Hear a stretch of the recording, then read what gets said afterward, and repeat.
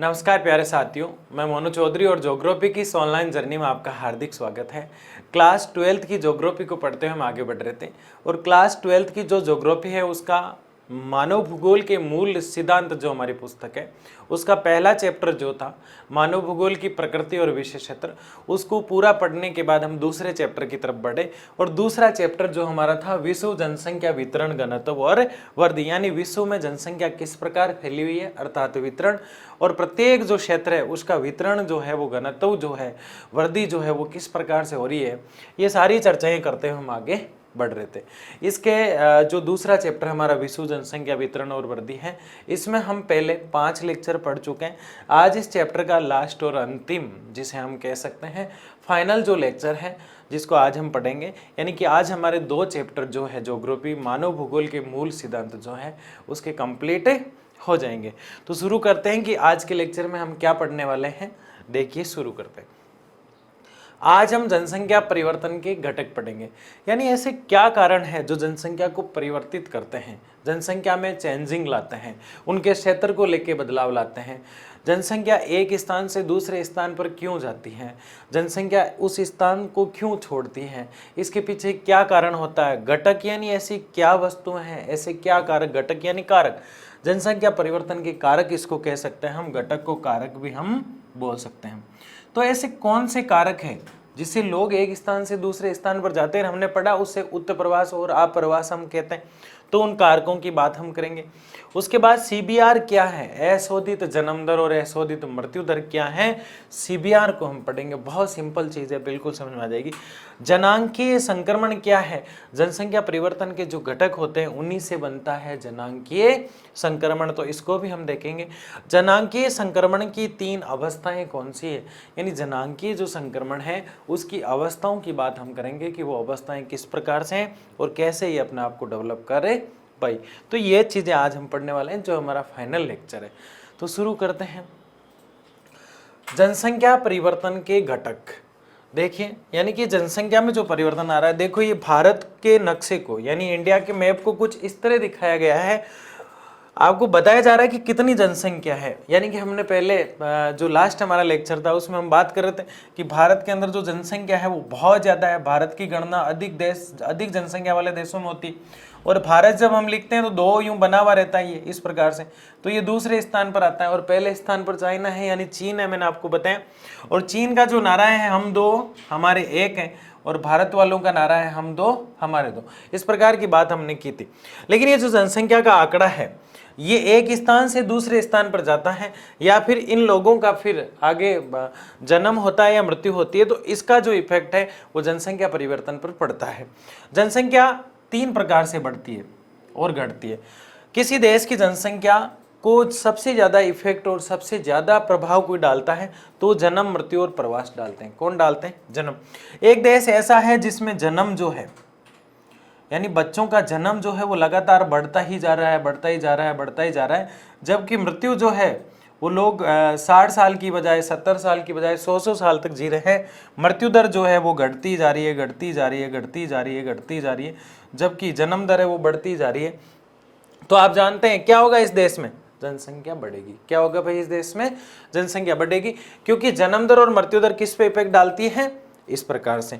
एक प्रवास, एक स्थान से दूसरे स्थान पर जाते हैं तो उसे हम प्रवास के नाम से जानते हैं। यहाँ लिख देता हूं मैं, प्रवास, यानी किसी भी स्थान पर आप जाके निवास कर रहे हो तो ये बहुत डिफेक्ट जो डिस्टर्ब करता है। एक स्थान से दूसरे स्थान पर कोई व्यक्ति जाता है तो उसे प्रवास के नाम से जाना जाता है, और ये 2 भागों में होता है, उत्प्रवास और अप्रवास। हमने देखा भी है, लेकिन इसको हम देख लेते हैं। मैंने आपको बताया एक होता है उत्प्रवास, एक क्या होता है? उत्प्रवास, यह है उत्प्रवास। एक होता है अप्रवास, क्या होता है भाई? अप्रवास, ठीक है। उत्प्रवास और अप्रवास 2 चीजें होती है। उत का मतलब तो होता है उद्गम, उत का मतलब क्या है भाई? उद्गम, यानी जहां से व्यक्ति रवाना हुआ है वो तो है उत्प्रवास, और जिस स्थान पर उसे पहुंचना है उसको कहते हैं अप्रवास, और ये होता है गंतव्य स्थान। क्या होता है? गंतव्य स्थान। देखिए कैसे, जैसे मैं किसी स्थान से उठकर आया हूं तो मेरा वहां पे क्या हुआ? उद्गम हुआ है, तो मेरे लिए वो स्थान क्या है? उत्तर प्रवास है। जहां मैं पहुंचा हूं, जिस स्थान पर मैं आया हूं, वो स्थान मेरे लिए क्या है? गंतव्य। क्या है वो? जहां मुझे पहुंचना है। तो दो चीजें होती है, एक तो होता है उत्तर प्रवास और एक होता है अप्रवास। समझ रहे हो बात को? उत्तर प्रवास जो होता है व्यक्ति को धकेलता है, तू यहां से जा, क्योंकि तेरे लिए अब सही नहीं है, रोजगार भी नहीं है, वहां शिक्षा भी नहीं है, अंधविश्वास बहुत ज्यादा फैल गए, तो व्यक्ति परेशान होकर उस स्थान से उठकर चला जाता है, तो वो तो होता है उत्तर प्रवास। तो इसको धकेला गया था, तो इसको प्रतिकर्ष कारक कहते हैं। इसको क्या कहते हैं? हम प्रतिकर्ष कारक के नाम से जानते हैं, प्रतिकर्ष कारक। ठीक है। और जहां पहुंचा है उस स्थान ने उसको बुलाया है, तू यहाँ आ, यहाँ सारी सुविधा है, तेरे को जो चीज चाहिए वो यहाँ मिलेगी। तो वो आप्रवास जो होता है वो किसी ना किसी रूप में एक व्यक्ति को अपनी तरफ बुलाता है, और वो अपकर्ष कहलाता है। क्या कहलाता है? अपकर्ष कारक। तो ये कारक होते हैं इस प्रकार के, ये भी जनसंख्या पे इफेक्ट डालते हैं। यानी प्रतिकर्ष, जो प्रतिकर्ष है वो तो उत्तर प्रवास से जुड़ा हुआ है, अपकर्ष यानी अप्रवास से जुड़ा हुआ है। ये मैंने आपको पहले भी बताए हैं, आपको याद हो जाने चाहिए। तो जन्म दर, मृत्यु दर और प्रवास, ये तीनों चीजें सीबीआर को प्रति हजार स्तरीय द्वारा देखने में डिस्टर्ब करती है। क्या है अशोधित जन्म दर? जन्म दर, मृत्यु और प्रवास, अशोधित जन्म दर को प्रति हजार स्त्रियों द्वारा, कितनी स्त्रियों द्वारा? प्रति हजार स्त्रियों द्वारा मापा जाता है। यानी जैसे ही इसका सूत्र हम लाएंगे तो आगे हजार देखने को आपको मिल जाएगा। अशोधित जन्म दर का मतलब क्या है? एक स्थान पर कुछ लोग जन्म गए, कुछ लोग जो है उनकी डेथ हुई नहीं, जन्मते ही गए, जो मृत्यु दर है वो घटती गई, जन्म दर जो है बढ़ती गई। तो साल के मध्य में जो जनसंख्या है उसका आंकड़ा निकाला जाता है, उसको हम अशोधित जन्म दर के नाम से जानते हैं। यानी जहाँ जन्म दर बढ़ रही है, मृत्यु दर घट रही है, उस स्थान पे निकालने के लिए हम अशोधित जन्म दर का प्रयोग करते हैं। क्योंकि जनगणना तो एक बार 10 साल में होगी, एक साल के अंदर अनुमानित आंकड़ा और अनुमानित स्थान लेते हैं, अनुमानित आंकड़ा और अनुमानित स्थान लेते हैं, फिर 1000 से मल्टीप्लाई करते हैं तो अशोधित जन्म दर निकल जाती है। अभी देखेंगे हम कैसे। प्रति हजार स्त्रियों द्वारा, कितनी स्त्रियों द्वारा? कितनी महिलाओं द्वारा? प्रति हजार महिलाओं द्वारा क्या किया जा रहा है? जीवित बच्चों के रूप में व्यक्त किया जाता है। किस रूप में? जीवित बच्चों के रूप में। किस रूप में भाई? जीवित कितने बच्चों को जन्म देती है, इस पे डिपेंड होता है, किया जाता है। इसकी गणना इस प्रकार की जाती है, फॉर्मूला हम देखेंगे। यानी अशोधित जन्म दर कैसे निकालते हैं? अशोधित जन्म दर याद रखना, क्योंकि इसके जस्ट बाद हम क्या पढ़ने वाले हैं? अशोधित मृत्यु दर। यानी जन्म दर का आंकड़ा निकालना, बिल्कुल निचोड़ के निकालना, बिल्कुल साफ साफ तरीके से निकालना, एग्जैक्ट आंकड़े को प्राप्त करना अशोधित जन्म दर है। यानी जन्म दर को पूरी तरह से, जनसंख्या को जन्म दर ने कितना डिस्टर्ब किया, कितना जन्म वहां पर हुआ, स्वस्थ बच्चों का प्रति हजार का आंकड़ा लेके हम जीवित बच्चों का आंकलन करके इसको निकालते हैं। अब इसका फॉर्मूला देखते हैं। अशोधित जन्म दर निकालना है, इसका ध्यान रखें आप। क्या निकालना है भाई? अपन को जन्म दर निकालना है। क्या निकालना है? कैसी? निचोड़ वाली। किसी वर्ष विशेष में जीवित जन्म, मैंने आंकड़ा ले लिया है, किसी वर्ष विशेष में, यानी किसी भी साल में जीवित जन्म कितने में, मैंने एक आंकड़ा ले लिया 2021 में। किसका आंकड़ा लिया? 2021 में जीवित जन्म, यानी ये तो मैंने सन लिया है, ये लिख दिया यहाँ पे, कोई दिक्कत नहीं है। अब इस सन का मुझे जीवित जन्म पता करना है, तो मैंने 1000 जो स्त्रियां, मैंने इसमें माना कि 20 बच्चों का स्वस्थ जन्म हुआ। किसी क्षेत्र विशेष के मध्य में जनसंख्या, उस क्षेत्र के मध्य में कितनी जनसंख्या है उसका आंकड़ा यह आ जाता है, और मल्टीप्लाई 1000 से, मल्टीप्लाई 1000 से हम इसको निकाल लेते हैं। कभी भी आपको कोई भी आंकड़ा देख के इसको निकालने का नहीं कहा जाएगा, सिर्फ और सिर्फ क्या पूछा जाएगा? इसका सूत्र पूछा जाएगा, इसका फॉर्मूला पूछा जाएगा, कैसे निकाला जाता है। तो यहाँ तो किसी वर्ष यानी समय और क्षेत्र, समय और क्षेत्र क्या करना है? जीवित जन्म और मध्य में जनसंख्या, जीवित जन्म और मध्य में संख्या। तो ये तो क्षेत्र है। जैसे समय तो मैंने ले लिया 2021, इसको यहाँ नहीं दिखाना है।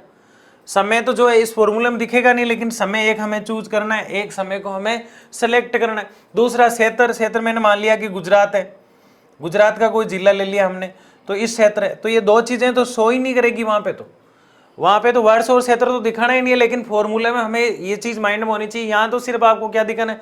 जीवित बच्चे कितने हैं और मध्य में जनसंख्या कितनी है, मल्टीप्लाई 1000 स्त्रियों पे कितने बच्चों का जन्म हुआ है जो स्वस्थ रूप से जीवित हैं, ऐसे निकाली जाती है अशोधित जन्म दर। क्या निकाली जाती है?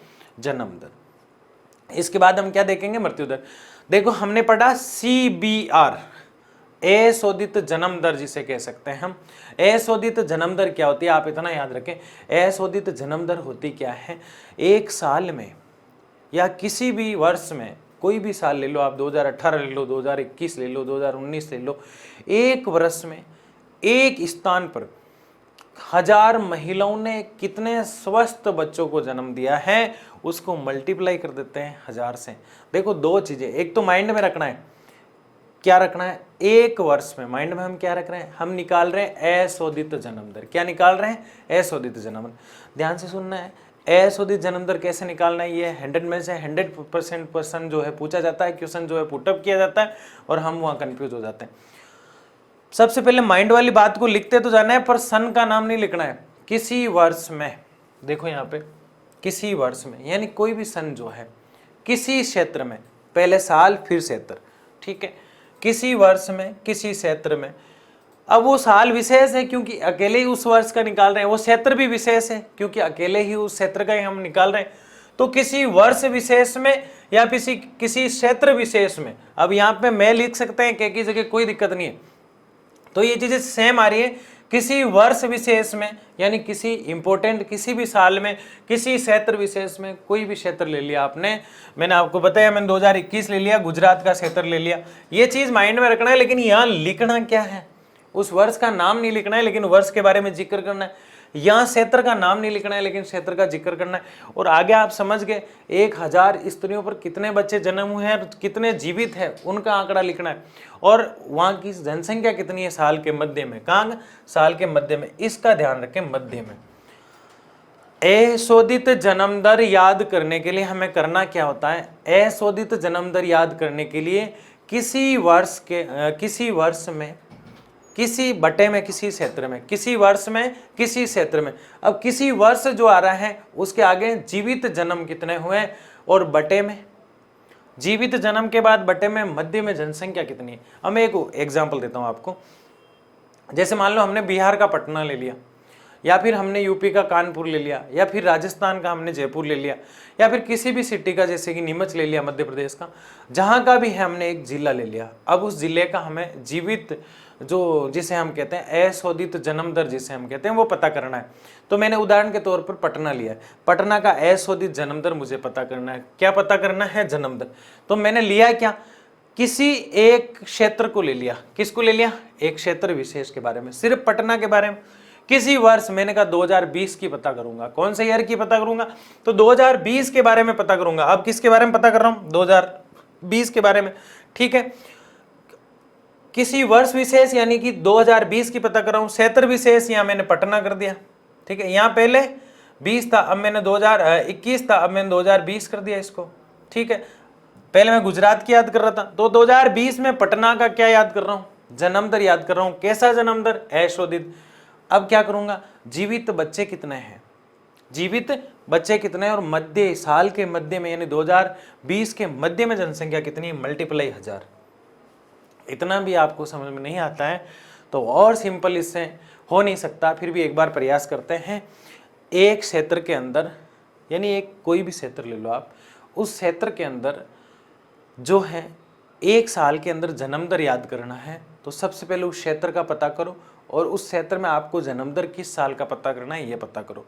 फिर वहाँ एक साल में जीवित बच्चे कितने पैदा हुए, और उनमें से जीवित यानी कि जो एक्सपायर हो गए, जो खत्म हो गए, उनको नहीं काउंट करना है। यानी डिलीवरी हॉस्पिटल गए और डिलीवरियां कितनी हुई हमने पता कर लिया, इतने बच्चों का जन्म हुआ, उनमें से जीवित कितने हैं ये याद रखना, जभी तो वो अशोधित है, पूरी तरह से निचोड़ी हुई है। और वहाँ मध्य में जनसंख्या कितनी है और मल्टीप्लाई 1000। शायद आपको समझ में आ गया। आगे बढ़ते हैं। अभी हमने जन्म दर देखा, अब आंकड़ा ही चेंज हो गया, बाकी फॉर्मूला वगैरह सब सेम रहेगा। देखिए कैसे, मृत्यु दर जनसंख्या परिवर्तन में सक्रिय भूमिका निभाती है, दोनों ही सक्रिय निभाती है, कौन सी नहीं निभाती, ठीक है। जनसंख्या वृद्धि केवल बढ़ती हुई जन्म दर से नहीं होती है। जनसंख्या की वृद्धि सिर्फ ऐसा नहीं कि जन्म दर बढ़ रही है, जन्म होए जा रहे हैं, तो लगातार जन्म हो रहे हैं, तो जनसंख्या जो है वो क्या होती है, बढ़ती हैं, ये तो सच बात है, लेकिन इसका कारण सिर्फ एक यही नहीं हो सकता, इसका एक बहुत बड़ा कारण है जन्म हो रहे हैं, कोई दिक्कत नहीं है, लेकिन मृत्यु भी तो होनी चाहिए। जो पहले जन्म चुके हैं, जो 60 70 80 साल के हो गए, उनकी क्या होनी चाहिए? मृत्यु। तो मृत्यु दर जो है वो घटती जाती है, यानी मृत्यु होती नहीं है तो मतलब घटती जाती है। तो जन्म दर बढ़ रही है, मृत्यु दर घट रही है, तो जनसंख्या क्या है? बढ़ रही है। यानी कि जन्म दर, जन्म लेने वाले बढ़ रहे हैं, मृत्यु दर यानी मरने वाले लोग जो है वो घट रहे हैं, तो जनसंख्या क्या होगी? बढ़ेगी। तो ये कुछ सेंसिटिव आंकड़े होते हैं जो अपन को बहुत कंफ्यूज करते हैं। यानी कि एक घर के अंदर 10 लोग रहते हैं, बूढ़े वाले दादाजी और दादी जी है वो भी बैठे हैं, पोते जन्म ले रहे हैं, फिर परपोते जन्म ले रहे हैं, फिर जो है उनकी बेटियां जो है उनके दोहते जन्म ले रहे हैं, जनसंख्या बढ़ ही जा रही है। लेकिन ना दादाजी एक्सपायर हो रहे हैं, ना दादी एक्सपायर हो रहे हैं, ना नाना एक्सपायर हो रहा है, ना नानी एक्सपायर हो रहे हैं, यानी ये लोग, इनकी मृत्यु नहीं हो रही है। तो जो मृत्यु दर है वो तो घट रही है, यानी मृत्यु दर का घट रही है का मतलब क्या है? मर नहीं रहे हैं, यानी कि डेथ इनकी नहीं हो रही है, तो मृत्यु दर जो है वो तो क्या हो रही है? घट रही है। और जन्म लेने वाले आप देख रहे हैं बढ़ रहे हैं, तो जन्म दर बढ़ रही है। तो इस प्रकार से जो बैलेंस होता है वो जनसंख्या को बढ़ाता है। अगर मृत्यु दर जो है वो बढ़ती जाए और जन्म दर जो है वो घटती जाए तो जनसंख्या बैलेंस में आ जाएगी। ये दोनों अलग अलग चीजें हैं, आपको समझ में आ गई होगी। मृत्यु दर जनसंख्या परिवर्तन में सक्रिय भूमिका निभाती है। हमने देखा जनसंख्या वृद्धि केवल बढ़ती हुई जन्म दर से ही नहीं होती, अपितु घटती हुई मृत्यु दर से भी होती है। यानी लोग एक्सपायर नहीं होंगे, लोग खत्म नहीं होंगे, लोगों की मृत्यु नहीं होगी, बेहतर चिकित्सा सुविधाएं मिल रही है, इसलिए लोग जो है अपनी मृत्यु तक नहीं पहुंच पाते हैं। ये बहुत गंदी बात है। हम ज्योग्राफी के लोग हैं इसलिए कहते हैं कि ज़्यादा मृत्यु दर होनी चाहिए, तो और जन्म दर पर कंट्रोल होना चाहिए, तभी क्या होगा? जनसंख्या पे नियंत्रण। ठीक है। अशोधित मृत्यु दर किसी क्षेत्र में मृत्यु दर को मापने की एक सरल विधि है। यानी कि मृत्यु दर को आपको नापना है तो किससे नापा जाता है? अशोधित मृत्यु दर से। किसको? तो जन्म दर को मापना है तो किससे? अशोधित जन्म दर को। ठीक है, देखिए आंकड़ा, अशोधित मृत्यु दर को किसी क्षेत्र विशेष में किसी वर्ष के दौरान प्रति 1000 जनसंख्या के पीछे मृतकों की संख्या के रूप में व्यक्त किया जाता है। अशोधित मृत्यु दर की इसकी गणना इस प्रकार की जाती है, वो का वही किसी वर्ष विशेष में उस वर्ष के मध्य में अनुमानित मृतकों की संख्या। अब यहाँ जीवित तो किसी को रखना ही नहीं है, तो आंकड़ा छांटना तो है नहीं, जो मर गया वो मर गया, हॉस्पिटल में उसको काउंट नहीं करना है। अनुमानित जनसंख्या मल्टीप्लाई 1000। अब मैं दोनों चीजें आपको एक साथ समझाता हूं। आपको एग्जाम में जाते ही ये क्वेश्चन आ गया, अशोधित जन्म दर क्या है, समझाइए और सूत्र लिखिए। फिर दूसरा सवाल उसके साथ ही, या फिर आपको पूछ ले कि मृत्यु दर जो है उसका अशोधित मृत्यु दर का जो आंकड़ा है वो हमें कैसे निकालना है। दोनों चीजें उसने पूछ ली। तो आपको क्या करना है? सबसे पहले आपको लिखना है ऊपर किसी एक, क्या लिख रहा है इसने? किसी एक वर्ष विशेष में, किसी वर्ष विशेष में किसी निश्चित स्थान पर। अगर आप कंफ्यूज हो रहे हैं तो स्थान को पहले छोड़ दो। किसी वर्ष विशेष में जन्म दर निकाल रहे तो कितने जीवित लोग रहे हैं, किसी वर्ष में जीवित कितने रहे, ये लाइन ऊपर आ जाएगी। किसी वर्ष में जीवित कितने रहे, बटे में यानी कि नीचे के कॉलम में किसी क्षेत्र में साल के यानी वर्ष के मध्य में जनसंख्या कितनी है, आगे गुणा 1000 करना है। किसी क्षेत्र में जीवित कितने रहे हैं बटा किसी क्षेत्र के मध्य में जनसंख्या कितनी है, किसी वर्ष के मध्य में जनसंख्या कितनी है, क्या निकल जाएगी? जन्म दर। लेकिन मृत्यु दर में कुछ नहीं, सेम आएगा। किसी क्षेत्र विशेष में क्या है, किसी वर्ष विशेष को ले लिया, फिर नीचे क्षेत्र विशेष को ले लिया, और फिर अनुमानित जनसंख्या और मृतकों की संख्या का जो मामला है वो हमने ले लिया और मल्टीप्लाई क्या कर दिया? 1000। बहुत बेहतरीन तरीके से आपको समझना है। एक बार में समझ में नहीं आया तो वीडियो को फिर दोबारा देखना है, जरूर समझ में आएगा, क्योंकि ये थोड़े सेंसिटिव मुद्दे होते हैं, बड़े खतरनाक वाले क्वेश्चन होते हैं कुछ, जो समझने में थोड़ी परेशानी होती है। आगे बढ़ते हैं। जनांकीय संक्रमण क्या होता है भाई? जनांकीय संक्रमण हमने कई बार देखा है, जो जनांकीय संक्रमण है वो देश के सामने सबसे बड़ी समस्या है। आज हम जो है देश के प्रत्येक कोने में जो देख रहे हैं वो जनांकीय संक्रमण की रूपरेखा है। अब आप कहेंगे सर बताए जा रहे हो जनांकीय संक्रमण है क्या? एक यहाँ पे ट्रिक भी दिया हुआ है, ये रहा। ठीक है, तो पहले यहाँ समझाते हैं, फिर अपन यहाँ आएंगे वापस। जनांकीय संक्रमण को पढ़ रहे हैं। किसको पढ़ रहे हैं भाई? जनांकीय संक्रमण को। गांव का व्यक्ति जो है खेती करता है और शहर का व्यक्ति जो है उद्योग में काम करता है। ये तो बात आपको समझ में आ रखी है। आप गांव के अंदर जाओगे तो कोई भी वहाँ आपको लैपटॉप का कारखाना खोले हुए नहीं दिखेगा, यानी बहुत कम, ना के बराबर लैपटॉप के कारखाने, मोबाइल के कारखाने, वॉच के कारखाने, घड़ियां जो होती है, टेक्नोलॉजी, ढेर सारी फैक्ट्रियां गांव में देखने को नहीं मिलती इतना, क्योंकि गांव में मुख्य व्यवसाय क्या, शहर है। अब आप शहर में गए, यहाँ आपको खेतीबाड़ी थोड़ी मिलेगी, शहर के बीचों बीच 20 बीघा जो खेत है उसके अंदर गेहूं बो रखे हैं, ऐसा देखने को नहीं मिलता है शहर के अंदर। तो यहाँ उद्योग है, वहाँ क्या है, उद्योग। यहाँ खेती से जुड़ा हुआ व्यक्ति क्या करेगा, मछली पालन करेगा। देखिए ध्यान से सारी चीजों को, मछली का पालन करेगा। ये किसका पालन करेगा भाई, मछली का पालन करेगा, ठीक है। इसके अलावा लकड़ी काटेगा, क्या काटेगा भाई गाँव में व्यक्ति, लकड़ी काटेगा, ठीक है, लकड़ी काटना, ठीक है, बहुत अच्छी बात है।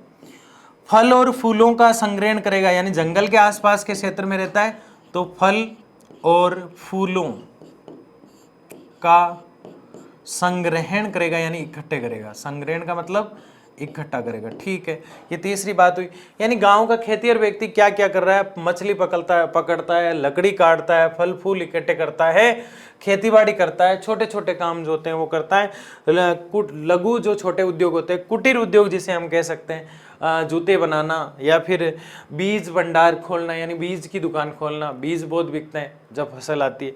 तो छोटी छोटी चीज़ें, तंबाकू को लेने का दुकान खोलना, ये छोटी छोटी चीज़ें जो होती है कहाँ होती है, गाँव में।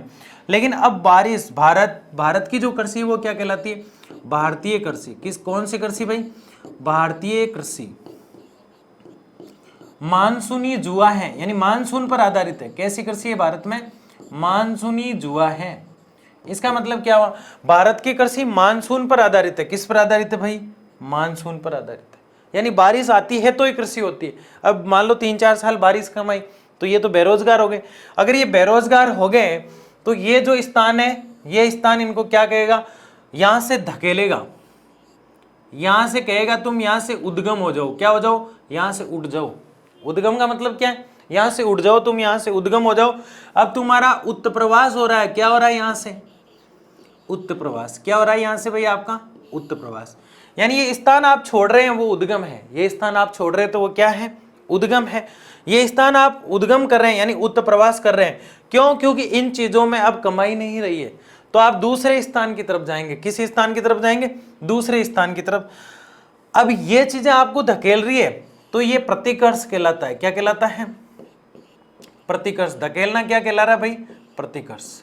यहां तक आपके समझ में आना चाहिए, सारी चीजें जुड़ी हुई है और सब निचोड़ या निकलने वाला है। पूरा चैप्टर आपको इस डायग्राम से समझ में आना है। मैं आपको जनांकीय संक्रमण पढ़ा रहा हूं जिससे सारी स्थितियां क्लियर होने वाली है। जनांकीय संक्रमण का मतलब है गांव का व्यक्ति शहर क्यों जाता है और गांव में क्या चीज नहीं है जो उसको शहर में मिलती है। पिज्जा यहां भी बना सकता है, वो सीख के आ जाए एक जना, वहीं दुकान खोल ले, लेकिन ऐसा नहीं है, क्योंकि गांव में व्यक्ति जो है मछली पकड़ता है, लकड़ी काटता है, फल और फूलों को इकट्ठा करता है, संग्रहण करता है। इसलिए ये चीजें, अब ये जितनी भी चीजें मैंने लिखी है ये अब खत्म हो चुकी है। दूसरा, गांव में अशिक्षा है। गांव में क्या है भाई, अशिक्षा, शिक्षा का माहौल नहीं है, ठीक है। दूसरा, गांव में चिकित्सा की सुविधा नहीं है। किसकी सुविधा नहीं है भाई, चिकित्सा की सुविधा, ठीक है। गांव के अंदर बेरोजगारी बढ़ गई। क्या बढ़ गई भाई, बेरोजगारी, ठीक है। तो ये चीजें क्यों बढ़ी, क्योंकि ये चीजें जो थी खत्म हो गई। मछली पकड़ना, लकड़ी काटना, फल फूल संग्रहण करना, खेतीबाड़ी में इतना कुछ बचा नहीं है, लोग करना पसंद नहीं करते। तो इन चीजों के अंदर जो चीजें बीच में दिखाई दे रही है इनमें कोई फायदा नहीं है, इसलिए चिकित्सा जो है, बेरोजगारी जो है वो बढ़ गई। चिकित्सा यानी हॉस्पिटल की वहां कमी आ गई किसी ना किसी रूप में। अशिक्षा हावी होगी, अंधविश्वास वहां बढ़ गए, बाल विवाह वहां होते हैं, हमने सारी चीजें देखी। इसलिए लोग वहां से उद्गम यानी भागना चाहते हैं, किसी और स्थान पर प्रवास करना चाहते हैं, किसी और स्थान की तरफ वो जाना चाहते हैं, और ये उद्गम करना कहलाता है उत्प्रवास। क्या कहलाता है, उत्प्रवास। और ये प्रतिकर्ष कारक भी कहा जाता है। क्या कहते हैं इसको, प्रतिकर्ष कारक। आगे बात समझ में आपके। अब यहां देखिए आगे, जो व्यक्ति मछली पकड़ रहा है, जो व्यक्ति लकड़ी काट रहा है, जो व्यक्ति फल और फूल इकट्ठे कर रहा है, जो बेचारा अशिक्षित है, हॉस्पिटल की बहुत कमी है लेकिन अब उसके पास रोजगार नहीं है, तो वो उस स्थान से उद्गम कर जाएगा। उसको कहते हैं उत्प्रवास। उसको क्या कहते हैं, उत्प्रवास। और परेशान होकर जा रहा है तो धकेला जा रहा है मजबूरियों के कारण, इसलिए वो स्थान उसके लिए प्रतिकर्ष कारक है। तो सवाल आता है उत्प्रवास या प्रतिकर्ष कारक क्या है। दोनों अलग अलग पूछे जाते हैं लेकिन अर्थ दोनों का एक ही है। उत्प्रवास तो ये है कि ये चीजें थी जो खत्म हो गई, प्रतिकर्ष ये है कि ये चीजें नहीं थी इसलिए वो यहां आ रहा है दूसरे स्थान पर। तो इसको हम देख चुके हैं। अब जो वहां लोग हैं वो व्यक्ति है, वो भाग रहा है, ये 3 जने इधर 3 जने इधर 7-6 जनों को ये अकेला लेके आ रहा है और ये सीधा कहाँ आएगा, सीधा इस स्थान से सीधा पैराशूट लैंडिंग इस स्थान पर। यह है नगर, ये क्या है नगर। अब यहां जिसको ये अच्छे से समझ में आ गया ना उसको यहां बताने की जरूरत नहीं है क्योंकि उसकी स्थितियां ऑलरेडी क्लियर है। अब यहां के मछली तो पकड़ेगा नहीं, चलो पकड़ भी लिया तो लकड़ी तो काटेगा नहीं शहर में आके कि पूरे दिन लकड़ियां काट रहा है, जंगल तो शहर में हो ही नहीं सकते, उद्योग है। तो जो व्यक्ति वहां क्या कर रहा था, खेती हर काम कर रहा था, कैसा काम कर रहा था, यहाँ अब उद्योग में काम करेगा। देखो लिखा भी है लेकिन मैं फिर लिख रहा हूं ताकि आपको कोई कंफ्यूजन ना हो। वहां पे क्या कर रहा था, वहां बहुत कम काम कर रहा था, या मैं कलर चेंज कर देता हूं ताकि आपको अच्छे से समझ में आ जाए। ठीक है, ये यहाँ पे क्या करेगा, वो उद्योग करेगा। अब क्या करेगा भाई, वो उद्योग। वहां पे क्या कर रहा था, खेती कर रहा था, अब क्या करेगा, ये उद्योग करेगा भाई। ठीक है, इसमें दिखेगा नहीं थोड़ा, है ना, ये ले लेते हैं हम। ठीक है, उद्योग। यहां तक बात समझ में आ रही। और देखिए वहां पे मछली पकड़ रहा था, यहां वो परिवहन से जुड़ेगा, टेम्पो वगैरह चलाएगा, परिवहन का कार्य करने लग जाएगा। ठीक है, इसके अलावा संचार का कार्य करने लग जाएगा। टेलीफोन कंपनी में, बीएसएनएल में जो ये कॉल आते हैं आपके, क्या कहते हैं इसको, कॉल सेंटर पे, बीएसएनएल कॉल सेंटर, जियो के कॉल सेंटर। ठीक है, रात को 10 बजे 4-5 जने बैठे हैं, फोन कर देंगे, मेरा बैलेंस उड़ गया, फिर लास्ट में बोलता मैं तो मजाक कर रहा था, बैलेंस तो उड़ा ही नहीं मेरा। तो वो कह रहा मैं चेक कर पा रहा हूँ, यहाँ आपका बैलेंस नहीं उड़ा है, आपका बैलेंस किसी कारणवश दूसरे कारण से चला गया होगा, यहाँ नहीं गया है, आपने कॉल किया होगा। वो कहता नहीं, कॉल तो मैं किसी को करता ही नहीं, मैं तो रिंग करता हूँ, मिस कॉल देता हूँ अगले को। तो व्यक्ति परिवहन, संचार, उद्योग, ढेर सारी चीजों से शहर में जुड़ जाता है। यहां से वो क्यों आ रहा है, क्योंकि यहाँ पे इसको क्या मिल रही है, यहाँ पे व्यक्ति को शिक्षा मिल रही है। क्या मिल रही है भाई, शिक्षा मिल रही है, उसको बेहतर रोजगार मिल रहे हैं। क्या मिल रहे हैं, बेहतर रोजगार मिल रहे हैं। इसको क्या मिल रहा है, यहाँ पे है बेहतर रोजगार मिल रहा है, इसलिए आ रहा है, नहीं तो कौन आता है, कोई नहीं आता। संचार की सुविधाएं मिल रही है, कैसी सुविधाएं मिल रही है, संचार की। परिवहन की सुविधाएं मिल रही है, खेल कूद की सुविधाएं मिल रही है, पिज्जा विजा खाने की छूट मिल रही है, मौका मिल रहा है, अच्छे अच्छे स्विमिंग पूल देखने को मिल रहे हैं। जो मजा गांव की नाडी में आता है वो कहीं नहीं आता। गांव के तालाब के अंदर जो मजा आता है वो स्विमिंग पूल में नहीं आता, वो चीज़ तो ये मिस करता है। लेकिन परिवहन, संचार आदि चीज़ों को ये एंजॉय करते हुए ये क्या करता है, सिटी को पसंद करता है, शहर को पसंद करता है। और यहाँ की जनसंख्या यहाँ आ गई, इसलिए इसको संक्रमण के नाम से जाना जाता है। किसके नाम से जाना जाता है, संक्रमण के नाम से। यानी यहाँ गाँव की जनसंख्या शहर की तरफ। तो ये क्या है, जनांकीय संक्रमण। और एक पीपीटी मैंने आगे इसलिए लिया था ताकि आपको यहां से समझा सकूं, आगे पीछे सिर्फ रीड करना है। देखिए, जनांकीय संक्रमण सिद्धांत का उपयोग किसी क्षेत्र की जनसंख्या के वर्णन तथा भविष्य की जनसंख्या के पूर्व अनुमान के लिए किया जाता है। अब देखो, गांव के अंदर जो जनसंख्या थी उसका पूर्व अनुमान क्या है, यहाँ तो घट जाएगी, और उसका पूर्व अनुमान क्या कह रहा है, बढ़ जाएगी। देखिए यही कह रहा है यहाँ पे, वर्णन तथा भविष्य की जनसंख्या का पूर्व अनुमान। अब गांव के लोग पूरे ही उठ के शहर में आ जाएंगे तो शहर की तो बढ़ जाएगी, गांव की घट जाएगी। ठीक है, तो ये वर्णन तथा भविष्य के बारे में जनसंख्या का पूर्व अनुमान लगा लेता है। ये सिद्धांत, कौन सा सिद्धांत, जनांकीय संक्रमण। ये सिद्धांत हमें बताता है, आप सब जानते हैं, जैसे ही समाज ग्रामीण खेती और अशिक्षित अवस्था से समाज में गांव का जो व्यक्ति था वो खेती करता था, देखा हमने, देखिए आप क्या कर रहा था, यहाँ पे खेतीहर था, बिल्कुल यही कह रहा है, गांव में खेतीहर और अशिक्षित था, शिक्षा नहीं थी वहां पे। इस अवस्था से वो जैसे ही शहर में आया उसकी उन्नति हुई, क्योंकि वो उद्योग में लग गया, नगरीय उद्योगों में, और वो साक्षर बन गया। क्या हो गया, वो शिक्षित हो गया। तो ये तो सिर्फ समझाया गया है, मेन काम कौन कर रहा है, जो पीपीटी हम देख चुके हैं ये वाली। गांव में खेतीहर जो व्यक्ति है खेतीबाड़ी से जुड़कर ऐसा काम करता है, और नगर का जो व्यक्ति है नगर से जुड़कर ऐसा काम में करता है। लेकिन ये दोनों ही एक स्थान से दूसरे स्थान पर जाते हैं। तो जहां से व्यक्ति उठा है उत्तर प्रवास, जहां से उठा है उत्तर प्रवास, रट के रख दीजिए इसको, जहां तक समझ में आता है समझिए 100%। उठना यानी उत, और प्रवास करना यानी निवास करना। तो उत्तर प्रवास यानी उठना, आजा यानी आना, आ प्रवास, उत्तर प्रवास उठकर जाना, आप्रवास आना, जहां से आप गए हैं उत्प्रवास है, जहां आप पहुंचे हैं आप्रवास है। आपको धकेला गया किसने? अशिक्षा ने, बेरोजगारी ने, अंधविश्वासों ने आपको धकेला है वहां से, तो आप प्रतिकर्ष कारक बन गए, यानी प्रतिकर्ष कारकों ने आपको धकेला है। जहां आप पहुंचे हैं वहां आपको शिक्षा ने, रोजगार ने इन्वाइट किया है, आपको बुलाया है, तो वो अपकर्ष है।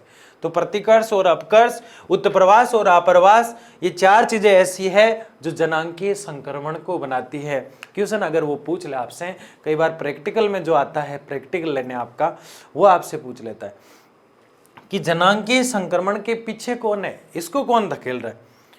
भाई अशिक्षा जो है वो तो धकेल ही रही है उत्प्रवास को, आप्रवास जो है वो व्यक्तियों को बुला रहा है, लेकिन जनांकीय संक्रमण को कौन प्रभावित कर रहा है? तो आपको चार नाम लेना है। उत्प्रवास उठना, आप्रवास पहुंचना यानी जहां आया है, प्रतिकर्ष यानी धकेलना, अपकर्ष यानी खींचना। ये चार बिंदु ऐसे हैं जो जनांकीय संक्रमण को बनाते हैं। किसको बनाते हैं? जनांकीय संक्रमण। तो यहां तक कोई डाउट किसी को तो पूछ सकते हैं आप। आगे बढ़ते हैं।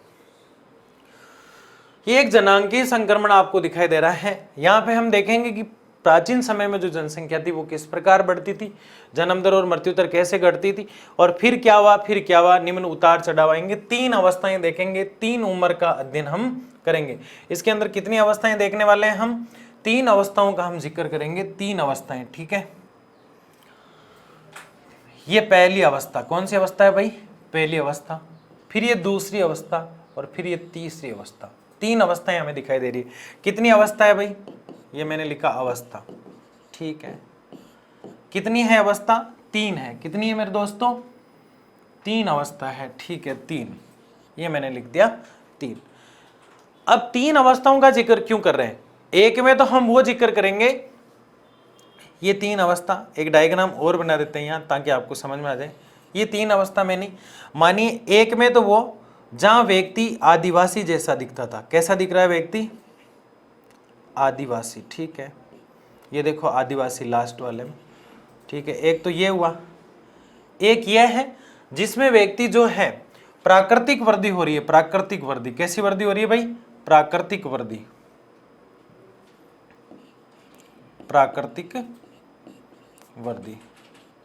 ये तीसरा स्टेप। एक चौथा स्टेप है, उसमें क्या हो रहा है? उसमें बढ़ रही है फिर घट रही है, यानी कि उतार और चढ़ाव। ये तीन अवस्थाएं देखने को मिल रही है। कितनी अवस्थाएं देखने को मिलती है? अब ये क्या कहना चाह रहा है? ये कहना चाह रहा है, ध्यान से समझना आपको इस अवस्था को, तीन अवस्थाएं लिखना है। निम्न, उच्च, उतार, चढ़ाव आते रहते हैं जिंदगी में। जन्म दर, विश्व के वर्तमान उदाहरण, बांग्लादेश वर्षा के वनों के आदिवासी। अब बांग्लादेश में जो लोग रहते थे ना पहले, जो जंगलों में रहा करते थे, वह जनसंख्या धीरे धीरे धीरे धीरे बढ़ती, बहुत कम, क्योंकि ज्यादातर क्या होता था। अब आप सोच रहे हैं यार वो तो अशिक्षित है, फिर वहाँ जन्म दर जो है इतनी कम क्यों, मतलब ज्यादा क्यों नहीं जन्म ले रहे हैं लोग? क्योंकि जीवित बच्चे बचते ही नहीं थे। जंगलों में कोई सुविधा ही नहीं होती थी, तो लोगों की, बच्चों की डेथ हो जाती थी। तो बांग्लादेश वर्षा वनों के आदिवासी पहली अवस्था माना जाता है। फिर जनसंख्या से प्राकृतिक वृद्धि, पेरू, श्रीलंका और केन्या ऐसा है जहाँ जन्म दर जो है वो विस्तृत प्राकृतिक दृष्टि से जनसंख्या लगातार बढ़ रही है, लेकिन जहां उतार चढ़ाव देखने को मिल रहे हैं, कभी बढ़ती है कभी घटती है, लेकिन अब इक्वल सी चल रही है, बराबर सी चल रही है, वो कनाडा, जापान और संयुक्त राज्य अमेरिका है।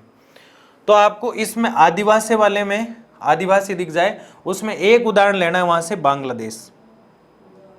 बांग्लादेश, सिर्फ एक एग्जाम्पल बांग्लादेश, ठीक है। जहां आपको प्राकृतिक वृद्धि की बात चल जाए तो वहां आपको पेरू को लेना है। किसको लेना है? पेरू को। इनको हम डिटेल से पढ़ेंगे अभी। और जहां उतार चढ़ाव की बात आ जाए है, पेरू को हमने लिया। यहाँ पे आप श्रीलंका भी ले सकते हैं, केन्या भी ले सकते हैं, तो मैं तो पेरू ही लेता हूँ, बाकी अपना आप याद आ जाते हैं। तो श्रीलंका और केन्या आप साथ रख सकते हैं। वहाँ पे कनाडा और जापान को ले लो, तो KJA, कनाडा, जापान और अमेरिका, उतार चढ़ाव देखने को मिलता है। तो ये सारणी आसानी से हो जाएगी, कोई दिक्कत नहीं। आपको बनाना ऐसे ही है, लेकिन आप ऐसे भी बना सकते हैं, कोई दिक्कत नहीं। आप जैसे चाहे, जिस फॉर्म में चाहे बना सकते हैं। आपको तीन अवस्थाएं याद रखनी है। पहली अवस्था वनों के आदिवासी लोगों की अवस्था, जो सबसे ज्यादा हमें बांग्लादेश में देखने को मिलेगी। तीन अवस्थाएं, कितनी अवस्थाएं? जन्म दर, मृत्यु दर की तीन अवस्थाएं हम देख रहे हैं। तीन अवस्थाएं देखना है। कितनी अवस्था? तीन। पहली बांग्लादेश के वनों का जिक्र करती है। दूसरी प्राकृतिक वर्दी के साथ सिर्फ और सिर्फ श्रीलंका को मद्देनजर रखते हुए केन्या और पेरू का, या पेरू और केन्या का भी श्रीलंका के साथ अपना जिक्र करती है। तीसरा जापान, कनाडा और संयुक्त राज्य अमेरिका की बात करती है। और इनको डिटेल से देखते हैं। जनांकीय संक्रमण की 3 अवस्थाएं हम पहली वाली देखेंगे। कौन सी देखेंगे? ये पहली वाली डिटेल से देखेंगे। देखिए कैसे।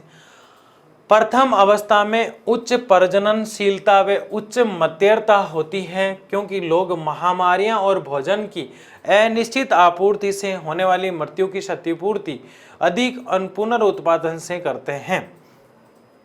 इसको पकड़िए आप। क्या कहना चाहता है? ये कहना चाहता है कि इस प्रथम अवस्था में बांग्लादेश को हमने देखा। किसको देखा हमने? बांग्लादेश। वनों में रहने वाले लोग ज्यादा जन्म दर बढ़ाना चाहते हैं, क्योंकि उनको उचित खान पान नहीं मिलता, समय पे उनको भोजन नहीं मिलता, समय पे उनको खाना नहीं मिलता, जंगली जानवर आते हैं। ध्यान से समझना बात को। पहली अवस्था पढ़ रहे हैं। कौन सी अवस्था?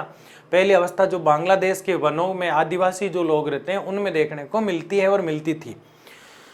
तो क्या कारण है वहां पे पहली अवस्था में क्यों रखा? वहां के बच्चे जो हैं अधिकतर तो डिलीवरी, यानी जो महिला जो माँ होती है बच्चे को जन्म देती है, बच्चा खत्म हो जाता है। कई बार माँ और बच्चे दोनों खत्म हो जाते हैं, क्योंकि चिकित्सा सुविधा ही नहीं है। क्या है वहां पे? चिकित्सा सुविधा ही नहीं है। पहला कारण जनसंख्या बढ़ क्यों रही है? पहला कारण बहुत धीमी बढ़ रही है भाई। लगातार बच्चे पैदा हो रहे हैं फिर भी जनसंख्या नहीं बढ़ रही, क्योंकि चिकित्सा सुविधाएं कम है। क्या कम है भाई? चिकित्सा सुविधाएं। लेकिन जन्म बार बार दे रही है।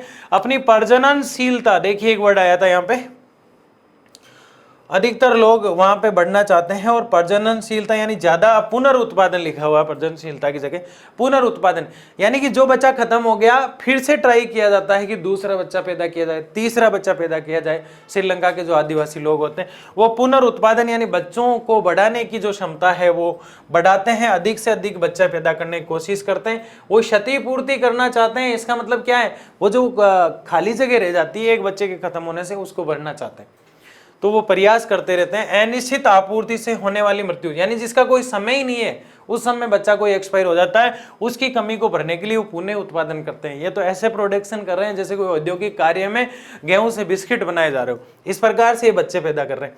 ये क्या कह रहा है कि अनिश्चित आपूर्ति, यानी किसी कारण से, बीमारी से या फिर जंगली जानवरों के खाने से या फिर किसी कारण से बच्चे की मृत्यु हो गई, तो उसकी क्षतिपूर्ति, उसकी कमी को पूरी करने के लिए ये लोग पुनः उत्पादन करते हैं। किसका उत्पादन कर रहे हैं? बच्चों का। ये पुनरुत्पादन थोड़ा घटपटा सा हो जाता है, लेकिन लिखा है बुक में तो क्या करें, पुनरुत्पादन। इन बच्चों का कोई प्रोडक्शन होता है क्या?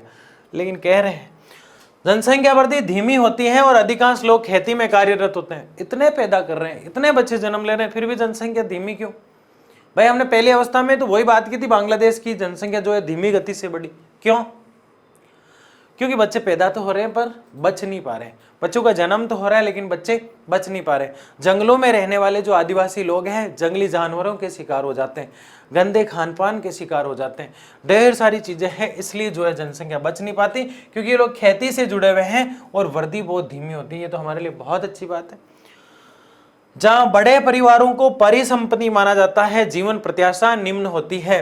ये लोग कहते हैं कि परिवार परिसंपत्ति है, हम लोग कहते हैं संयुक्त परिवार सबसे बड़ा धन है। ये इसी बात को अलग तरह से कहते हैं। ये कहते हैं दो लोग हैं वो खुद मिलके ही संयुक्त परिवार जो है बड़ा परिवार बनाओ, परिसंपत्ति बनाओ। ये कह रहे हैं परिसंपत्ति का मतलब इतने लोगों का एक परिवार बना लो, इतने लोग पैदा कर लो, लेकिन ज्यादा लोग होंगे तो निम्न प्रत्याशा, जीवन जीने की जो आशा है, जीवन प्रत्याशा का मतलब है जीवन जीने की आशा, तो जीवन प्रत्याशा निम्न यानी कम हो जाएगी। जीवन जीने की, जीवन जीने की आशा क्या कहलाती है भाई? जीवन प्रत्याशा। क्या कहलाती है? जीवन प्रत्याशा। निम्न का मतलब होता है कम। निम्न का मतलब क्या होता है? कम। तो जीवन जीने की आशा, जीवन जीने की जो आशा है, जीवन प्रत्याशा वो कम होती है। परिसंपत्ति यानी ये अधिक बच्चे पैदा करना चाहते हैं। परिवार को, किसको? परिवार को अधिक बड़ा बनाना चाह रहे हैं। क्या कर रहे हैं? परिवार को अधिक बड़ा बनाना चाह रहे हैं, परिवार को परिसंपत्ति बनाना चाह रहे हैं, इसलिए जीवन जीने की जो आशा है वो खत्म हो जाती है। और अधिकांश लोग क्या? 90% लोग, कितने? 90% लोग यहाँ क्या है? अशिक्षित है। फायरे फायरे की आवाज आती है वहां से, रणघोष होता है इनका, युद्ध में जब जाते हैं ना जोर से चिल्लाते हैं फायरे फायरे, यानी कि यहाँ से कोई गया होगा, मुझे तो ऐसा लग रहा है यहाँ से कोई देखने गया और उसने आके बताया कि वो लोग फायरे फायरे चिल्लाते हैं, भील भी चिल्लाया करते हैं फायरे फायरे। तो वो जो गया उसने कहा कि फायरे फायरे नाम से, यानी कि किसी अलग क्षेत्र का व्यक्ति जाके देखता है तो उसको फायरे फायरे बाहरे बाहरे की आवाज़ थी वो, और एक्चुअल में वनों के क्षेत्र से वो फायरे फायरे के नाम से सुनाई दी। तो यह जीवन प्रत्याग से यानी जीवन जीने की जो आशा होती है वो बहुत कम होती है। ये अपने प्रजनन को इसलिए बढ़ाना चाह रहे हैं, अपने बच्चों और अपने परिवार को इसलिए बढ़ाना चाह रहे हैं कि बच्चे जो होते हैं वो बहुत कम जन्म लेने के बाद बच पाते हैं, क्योंकि जंगलों में चिकित्सा सुविधाएं नहीं होती है और चिकित्सा सुविधाओं के नहीं होने के कारण यहाँ जो जीवन प्रत्याशा है वो धीरे धीरे क्या हो जाती है, कम हो जाती है। और 200 वर्ष पूर्व विश्व के सभी देश इसी अवस्था में थे। अधिकतर लोग जंगलों जैसे शहरों में रहते थे, शहरों में नहीं रहते थे, जंगलों में रहते थे। दूसरा हम ये देखते थे कि 200 वर्षों तक जो जीवन था लोगों का वो बिल्कुल चिकित्सा सुविधा जो थी उसका अभाव था, यानी चिकित्सा का अभाव था, शिक्षा जो थे उसकी कमी थी, सारी चीजें हम देखने को करते हैं। ठीक है, आगे बढ़ते हैं। द्वितीय अवस्था यानी सेकंड स्टेप। सेकंड स्टेप क्या कह रहा है? द्वितीय अवस्था के प्रारंभ में प्रजननशीलता ऊंची बनी रहती है, किंतु ये समय के साथ घटती जाती है। ये अवस्था घटी हुई मृत्यु दर के साथ आती है। स्वास्थ्य संबंधी दशाओं में अवस्था में सुधार के साथ, ये देखिए यहाँ पे पकड़िए इसको, स्वास्थ्य संबंधी क्या हो रहा है, यहाँ पे सुधार हो रहा है। क्या हो रहा है भाई? सुधार। देखिए यहाँ पे स्वास्थ्य संबंधी दशाओं में सुधार हो रहा है। कौन से स्टेप में? शुरुआत में प्रजननशीलता अधिक थी लेकिन यहाँ पे कंट्रोल हो रहा है, किंतु ये समय के साथ घटती जाती है। हमने पहले स्टेप में श्रीलंका की बात की। किसकी बात की? पहले स्टेप में श्रीलंका की बात की। प्रजननशीलता बढ़ती है। क्या बढ़ती है भाई?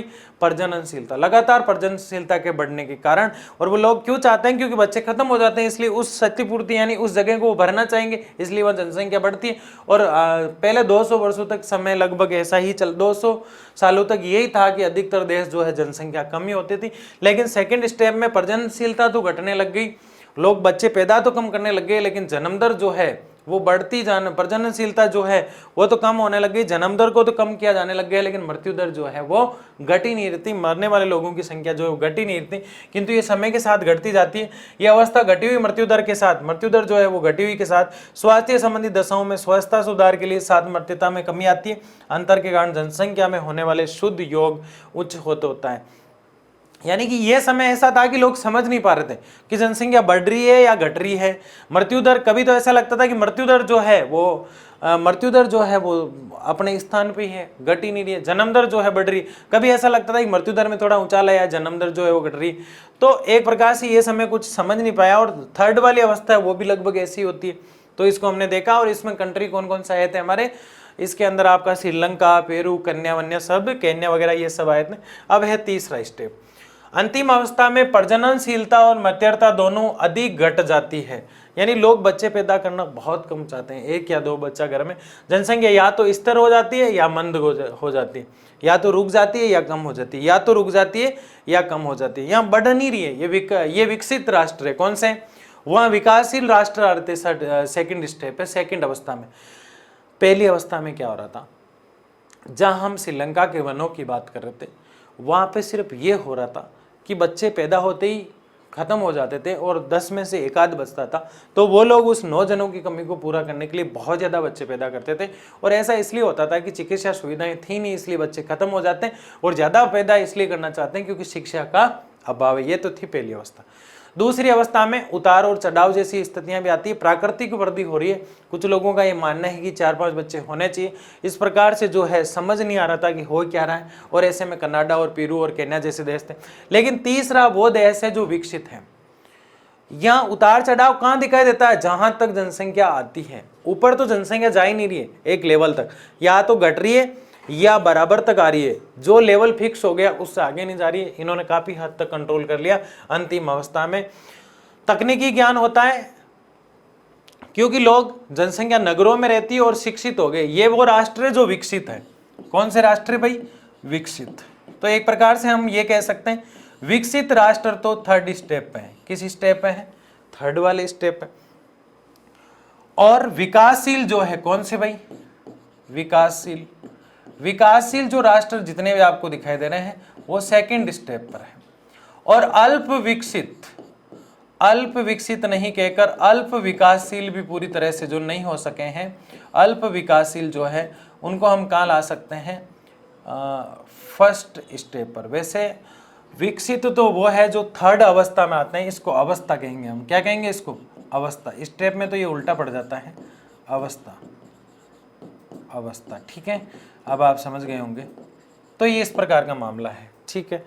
तो परिवार के आकार को नियंत्रित करती है। तो हमने 3 स्टेप देखे। कितने स्टेप देखे? 3 स्टेप। पहला जो है प्रजननशीलता को बढ़ावा देता है, वनों में है, बांग्लादेश की बात है। दूसरा केन्या, कनाडा और पेरू की बात है। यहाँ पे क्या होता है, प्राकृतिक वृद्धि हो रही है जनसंख्या की, और प्रजनन को यहाँ भी महत्व दिया जा रहा है। लोग समझ नहीं पा रहा है कि क्या करना है। तीसरे स्टेप में यानी तीसरी अवस्था में जो है वो लोग हैं जो विकसित है काफ़ी, और वो जनसंख्या को काफ़ी हद तक कंट्रोल कर चुके हैं। वो नगरों यानी शहरों में रहते हैं और वो पूरी तरह से शिक्षित है। तीसरी अवस्था सबसे महत्वपूर्ण अवस्था है, जबकि फर्स्ट वाली अवस्था भी सबसे महत्वपूर्ण है।